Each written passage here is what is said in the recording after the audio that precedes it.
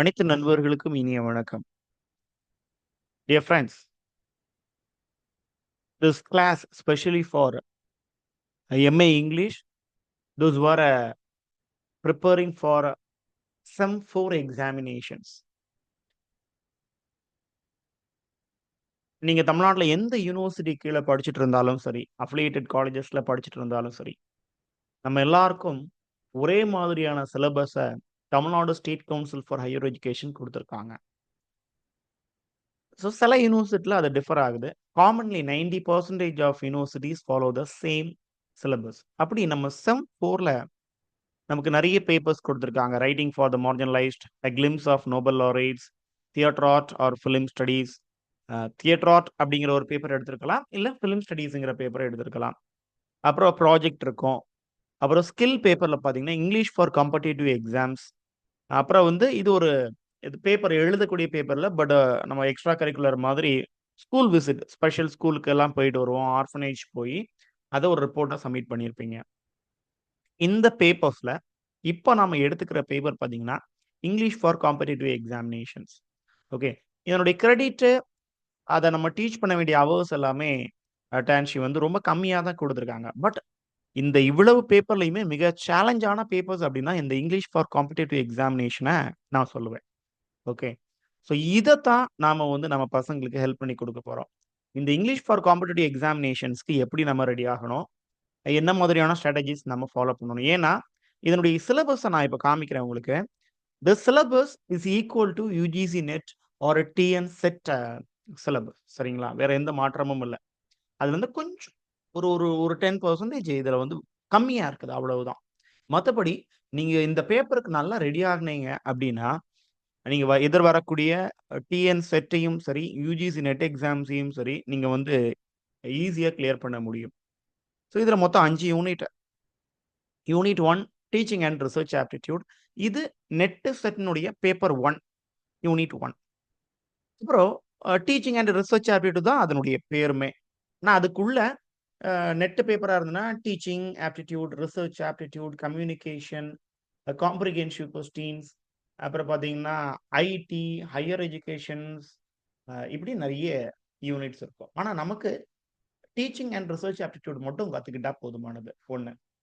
Unit 2 பொறுத்தவரையிலும் help paper. Purely அது help paper. நீங்க யூஜில படிச்சுக்கிட்ட ஹெல்ப் பேப்பர் தான். உங்கள்ட்ட ஏதாவது உங்களுக்கு பிரிஸ்கிரைப் பண்ண ஹெல்ப் புக் இருக்குதுன்னா, அத கையில எடுத்து வச்சுக்கங்க. That is enough for preparing history of English literature. அது வந்து சாசர்லேருந்து தொடங்கி கொஞ்சம் கூட நீங்க முன்னாடி போய் தொடங்கிக்கலாம். ஓகே. ஓல்ட் இங்கிலீஷ் பீரியட் அல்லது ஆங்கிலோ சாக்சன் பீரியட்லேருந்து தொடங்கி கன்டெம்பரரி பீரியட் வரைக்கும் நம்ம முடிச்சுக்கணும். சரிங்களா? ஸோ ஒரு இயர் அப்படின்னு குடுத்துக்கணும் அப்படின்னா, அ ஏடி 600 அப்படி குடுத்துக்கலாம். ஆங்கிலோ சாக்சன் பீரியட்லேருந்து அப்படியே தொடங்கி, சாசர் பீரியட் 1314, ஷேக்ஸ்பியரோட பீரியட் 1616, அப்புறம் ஜக்கோபியன் பீரியட் 1625, ரெஸ்டோரேஷன் பீரியட் 1660, அப்படியே இழுத்து வர்றோம். ரொமான்டிக் ஏஜ் 1798, விக்டோரியன் ஏஜ் 1837, அப்புறம் 20த் செஞ்சுரி லிட்டரேச்சர்ன்னு சொல்லும்பொழுது, first world war, second world war எல்லாம் தாண்டி வர்றோம். கன்டெம்பரரி பீரியடுக்கு. ஸோ இது ஹெல்ப் புக்க நீங்க முழுக்க முழுக்க அ சார்ந்திருந்தா போதுமானது. அப்புறம் யூனிட் 3 வந்து பார்த்தீங்கன்னா, நான் பிரிட்டிஷ் லிட்டரேச்சர். ஹெல்லுக்கும் இதுக்கும் சம்மந்தமே இருக்காது. பார்த்தீங்கன்னா, காமன்வெல்த் லிட்டரேச்சர்ன்னு இத வச்சுக்கலாம். அமெரிக்கன் அண்ட் காமன்வெல்த் லிட்டரேச்சர்ஸ்ன்னு வச்சுக்கலாம். ஸோ அமெரிக்கன் லிட்டரேச்சர் தனியா படிக்கணும். காமன்வெல்த் லிட்டரேச்சர் தனியா படிக்கணும். காமன்வெல்த் லிட்டரேச்சர் அப்டின்னா, அதுக்குள்ள எல்லாமே அடங்கிரும் பாருங்க. Indian literature, Canadian literature, African literature, இந்த மாரி எவன்லாம் அடிமைப்பட்டு கிடந்தானோ, அவனுடைய எல்லா இலக்கிய ஒழுங்கும் இதுக்குள்ள அடங்கும். பட் ஹெல்லேருந்து இது எப்படி டிஃபர் ஆகும் அப்டின்னா, ஃபர்ஸ்ட் வந்து ஜஸ்ட் சில வார்த்தைகள் கீ டெர்ம்ஸ் குடுத்துருக்காங்க. இத பத்தி கொஞ்சம் பிரிப்பேர் பண்ணி வச்சுக்கிறது நல்லது. அமெரிக்கன் லிட்டரேச்சர்னா என்ன? அதனுடைய ஹிஸ்டரி. நான் பிரிட்டிஷ் லிட்டரேச்சர்ஸையும் அதனுடைய ஹிஸ்டரிஸ ஒவ்வொரு பேராகிராஃப்க்கு நம்ம தெரிஞ்சு வச்சுக்கிறது கண்டிப்பா அவசியமாக இருக்கும். அப்புறம் குறிப்பா என்ன படிக்க சொல்றான் அப்டின்னா, கொலனைசேஷன். காலனி ஆதிக்கம், ஏகாதிபத்தியம்னா என்ன? போஸ்ட் கொலோனியலையும், கொலோனியலிசத்தையும் பத்தி படிச்சு வைக்கிறது. இத ஒரு எஸ்ஸே எழுதுறதுக்கு உங்களுக்கு உதவும். தென் காமன்வெல்த் லிட்டரேச்சர் பத்தி காமனா ஒரு ஐடியாஸ் படிச்சுக்கிட்டு, இந்தியன், ஆப்பிரிக்கன் எல்லாத்தையும் தனித்தனியா படிங்க. அதுக்குள்ள இருக்கக்கூடிய தனியான literature. For example subaltern literature இருக்குது. இப்போ நீங்க இந்தியன் லிட்டரேச்சர்க்குள்ள வந்தீங்கன்னா, தலித் லிட்டரேச்சர் படிச்சு வைக்கிறது இதுல நல்லது. அப்புறம் 3 வேர்ல்டு வார் லிட்டரேச்சர் இதுக்குள்ளேயே அடங்கிருது. குறிப்பா சில ரைட்டர்ஸ அமெரிக்கன் ரைட்டர்ஸா படிக்க சொல்லியிருக்காங்க. Walt Whitman, Emerson, Thoreau, Dickinson and Edgar Allan Poe. எல்லாமே ஓப்பன் டைப் கொஸ்டின்ஸா தான் உங்களுக்கு இருக்க வாய்ப்பு இருக்கும். ஏன்னா, இதுக்குள்ள டெப்த்தா எல்லாம் போய் ஒரு மைக்ரோ ஸ்டடி எல்லாம் பண்ண மாட்டாங்க. மேக்ரோ அப்படியே மேலோட்டமா தான் ஒரு கேள்வி வரும். வால்ட் விட்மனுடைய லீவ்ஸ் ஆஃப் த கிராஸ பத்தி பேசு. தோரோவுடைய வால்டன் பத்தி பேசு. இக்காலஜிக்கல் ஸ்டடீஸ்ல இவங்கெல்லாம் எப்படி முக்கியமாகுறாங்க? எட்கர் ஆலன் போ அஸ் அ போயட் அப்படின்னு கேட்பாங்க. எமிலி டிக்கின்சனுடைய ஃபேமஸான போயம்ஸ் பத்தி சொல்லு. இப்படிங்கிற கேள்விகள் நமக்கு ஓப்பனா வரலாம். இந்த கீ டெர்ம்ஸ்லாம் டைரக்ட் கொஸ்டின் நீங்க எதிர்பார்க்கலாம். டிஸ்கஸ் அபவுட் சபால்டன் லிட்டரேச்சர் அவ்வளவுதான். அந்த ஒரு கேள்வி அப்படியே விழுந்துரும். சபால்டன்னா என்னன்னு தெரிஞ்சு வச்சுக்கணும். சரிங்களா? அப்ப யூனிட் 3 இது. யூனிட் 2 விட கொஞ்சம் வொர்க் அதிகமா இருக்கக்கூடியது யூனிட் 3. யூனிட் 4 பார்த்தீங்கன்னா, நமக்கு எப்பவுமே ரொம்ப பிடிக்காத ஒரு ஏரியா. Theory and criticism. ஆனா, என்கிட்ட கேட்டா, இந்த 5 யூனிட்லயுமே ரொம்ப ஈஸியா இருக்கக்கூடியது இந்த யூனிட் 4 தான். ஏன்னா, நீங்க ஒரு லிமிட்டேஷன் வச்சுக்க முடியும் இந்த யூனிட்ல. லிட்டரரி தியரி அண்ட் கிரிட்டிசிசத்துல ஒரு லிமிட்டேஷன நீங்க வச்சுக்க முடியும். எப்படி அப்படின்னு பார்த்துக்கங்க. நான் பிரிச்சு காமிக்கிறேன். பிளாட்டோ, அரிஸ்டாட்டில், ஹொரேஸ், லாங்கினியஸ் இப்படின்னு ஒரு ஸ்லாஷ் குடுத்துக்கங்க. ஸோ இந்த இவ்வளோ பேரையும் இந்த 4 பேரையும் நீங்க கிளாசிக்கல் கிரிட்டிக்ஸத்துக்குள்ள வச்சுக்கலாம். பிளாட்டோ, அரிஸ்டாட்டில், ஹொரேஸ், லாங்கினஸ் இவங்கள வெறும் லாட்டின், கிரீக் அத சார்ந்த கிரிட்டிக்ஸ் அப்படின்னு நம்ம வந்து கேட்டகரைஸ் பண்ணிக்க முடியும். சரிங்களா? இந்த 4 பேரையும். அடுத்தது பார்த்தீங்கன்னா, இத வந்து ஆளுக்கு ஒரு 10 பாயிண்ட் நீங்க எடுத்து வச்சுக்கங்க. That is enough.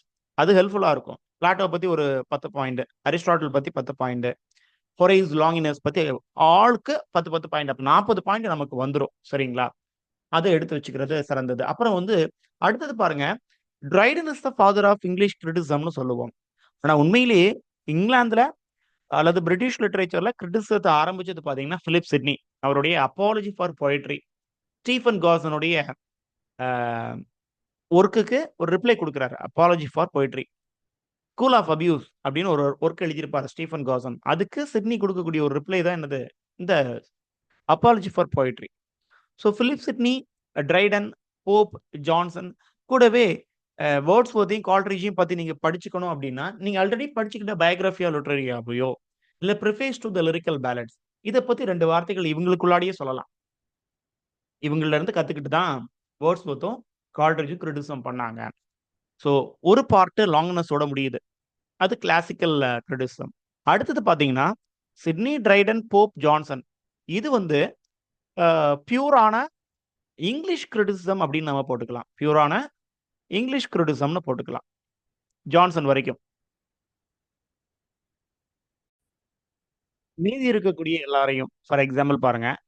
Thomas Carlyle, J S. Mill, Karl Marx, Nietzsche, Matthew Arnold, T S. Eliot, Northrop Frye, F R. Leavis, I A. Richards, Lacan, அப்புறம் சி.ஜி. ஊங், சிமன் டி போவா இது எல்லாத்தையும் நம்ம வந்து மாடர்ன் கிரிட்டிக்ஸ் அப்படிங்கிற ஒரு டைட்டிலுக்குள்ள கொண்டு வந்துடலாங்க. ஃபர்ஸ்ட் வந்து கிளாசிக், அதுக்கப்புறம் பிரிட்டிஷ் கிரிட்டிக்ஸ், அதுக்கப்புறம் பார்த்தீங்கன்னா மாடர்ன் கிரிட்டிக்ஸ்ன்னு நம்ம சொல்லிக்கலாம் இவங்கள.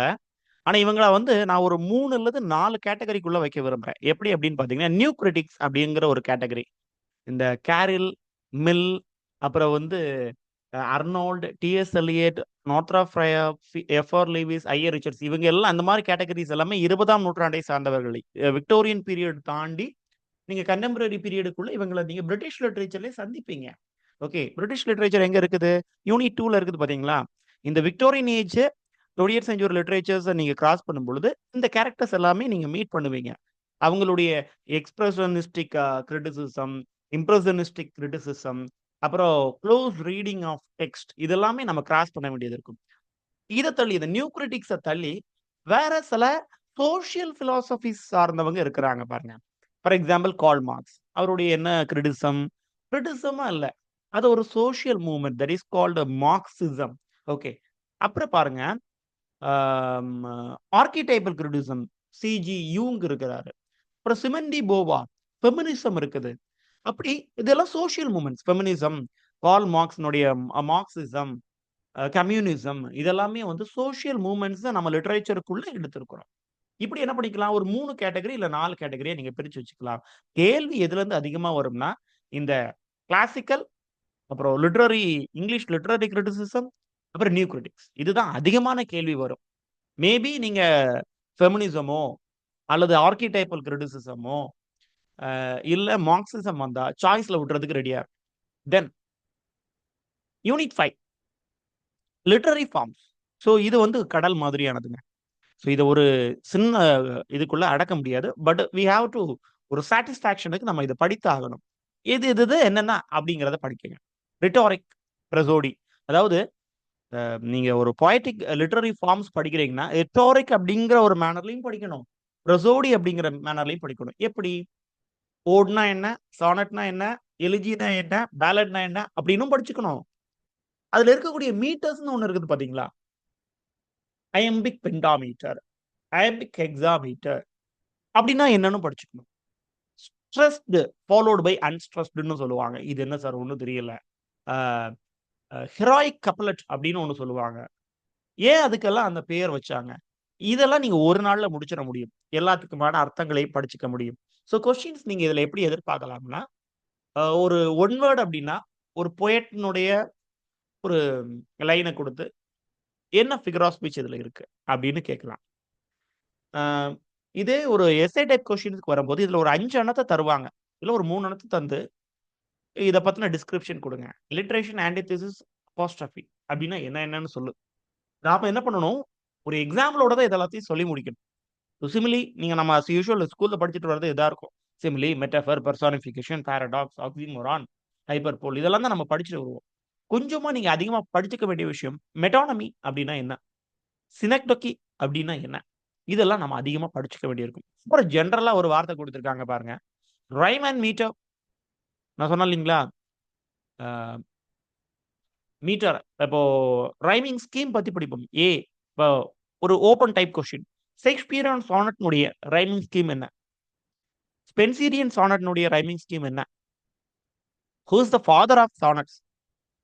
ரிதமெட்டிக் பேட்டர்ன்ஸ் என்னெல்லாம் இருக்குது? லிட்டரரி டெர்ம்ஸ் வேற என்னென்ன இருக்குது? இத தள்ளி வேற என்னென்ன இருக்குது? நெறைய விஷயங்கள் நம்மகிட்ட இருக்குது. லிட்டரரி மூவ்மெண்ட்ஸ் பத்தி ஒரு கேள்வி இதுலருந்து வரலாம். ஸோ எனிஹவ் இப்படியெல்லாம் நமக்கு 5 யூனிட் இருக்கிறதுல, என்ன நாம பண்ண போறோம் அப்படின்னா, this time I am going to help you by giving a series of test. சரிங்களா? ஸோ நீங்க பண்ண வேண்டிய ஒரே வேல, இந்த ஷெட்யூல நீங்க டேக் டவுன் பண்ணிக்கங்க. English for competitive examinations. நீங்க எம்.ஏ படிச்சா, இது உங்களுக்கு செமஸ்டருக்கு ஹெல்ப் பண்ண போகுது. எம்.ஏ படிச்சுட்டு அடுத்தது உங்களுடைய லிட்டரரி ஃபீல்டுக்குள்ள உங்க லைஃப்ப செட் பண்ண போறீங்க. நெட் செட் எழுத போறீங்கன்னா, இது உங்க லைஃப்‌க்கே யூஸ் ஆக போகுது. ஸோ ஒரு 10 டெஸ்ட் சரிங்களா? Test teaching and research unit 1லயும். அடுத்தது அடுத்த நாள் வரிசையா ஒரு 4 நாட்கள் வந்து ஹெல்ல தான் test. Chaucer to Shakespeare, Jacobean to Augustan, romantic to Victorian, contemporary. அப்புறம் அடுத்த நாள் அமெரிக்கன். அப்புறம் இன்னொரு நாள் காமன்வெல்த். டே 8 அண்ட் 9 வந்து கிரிட்டிசிசம். அதுல கிரிட்டிசிசத்துல ஒரு நாள் வந்து பிளாட்டோ அண்ட் ஜான்சன் அப்படின்னும், இன்னொரு நாள் மாடர்ன் கிரிட்டிக்ஸ் அப்படின்னும் பிரிச்சிருக்கோம். சரிங்களா? நீங்க இப்ப டே 1 டீச்சிங் அண்ட் ரிசர்ச் டெஸ்ட் எழுதி முடிச்சுட்டீங்க அப்படின்னா, அன்னைக்கு நீங்க பிரிப்பேர் பண்ண வேண்டியது அதுக்கு அடுத்த நாளுக்கான போர்ஷன். ஹெல் 1க்கான பேப்பர ரெடி பண்ணணும். ஹெல் 1 அடுத்த நாள் நீங்க டெஸ்ட் எழுதிட்டீங்கன்னா, உடனடியா நீங்க அடுத்து பிரிப்பேர் பண்ண வேண்டியது ஹெல் 2க்கு. ஈவ்னிங்ல வந்து உங்களுக்கு காலையில கொஸ்டின் போஸ்ட் ஆகும். ஸோ இன்னைக்கு பார்த்தீங்கன்னா, இந்த வீடியோவுடைய டிஸ்கிரிப்ஷன்ல I will give a Telegram link. பார்ஷியலினுடைய டெலிகிராம் லிங்க் குடுத்துக்கிறேன். அதுல ஆல்ரெடி இருக்கக்கூடியவங்க நோ ப்ராப்ளம். இல்லாதவங்க அதுல ஜாயின் பண்ணுங்க அந்த குரூப்ல. அந்த டெலிகிராம் குரூப்ல மார்னிங் செஷன்ல நாளைய தினத்திலிருந்து இந்த வீடியோ நீங்க பார்த்துட்டீங்கன்னா, இதுக்கு அடுத்த நாள் வந்து என்ன இருக்கும்னா, அந்த கொஸ்டின் போஸ்ட் ஆயிருக்கும். அந்த கொஸ்டின எடுத்து நீங்க என்ன பண்ணலாம், பிடிஎஃப்ல இருக்கும். எடுத்து டெஸ்ட்ட எழுதுங்க. எழுதி முடிச்ச அப்புறம் அன்றைய தினம் ஈவ்னிங்கே உங்களுக்கு வந்து ஆன்ஸர் கீ வந்து போஸ்ட் ஆயிரும். ஸோ அந்த ஆன்ஸர் கீய செக் பண்ணுங்க. அது டீட்டெயில்டா இருக்கும். அதுலருந்து ப்ராப்ளம் கொஸ்டின்ஸ் கண்டுபிடிங்க. ஸோ அடுத்த நாள் காலையில திரும்பியும் அடுத்த கொஸ்டின் போஸ்ட் ஆகும். அதுக்கான ஆன்ஸர் கீ அன்றைய ஈவ்னிங் உங்களுக்கு கிடைக்கும். ஸோ 10 டேஸ் ஐ ஹோப் இந்த 10 நாட்கள் உங்களுக்கு கண்டிப்பா இந்த பேப்பருக்கு ஹெல்ப் பண்ணும்னு நினைக்கிறேன். ஸோ உங்களுக்கு ஏதாவது ஃபீட்பேக்ஸ் இருந்தா, அந்த வீடியோஸ்னுடைய கீழ கமெண்ட்ஸ் இருக்கும். கமெண்ட்ஸ் பாக்ஸ்ல அந்த ஃபீட்பேக்ஸ குடுங்க. ரைட்? Thank you.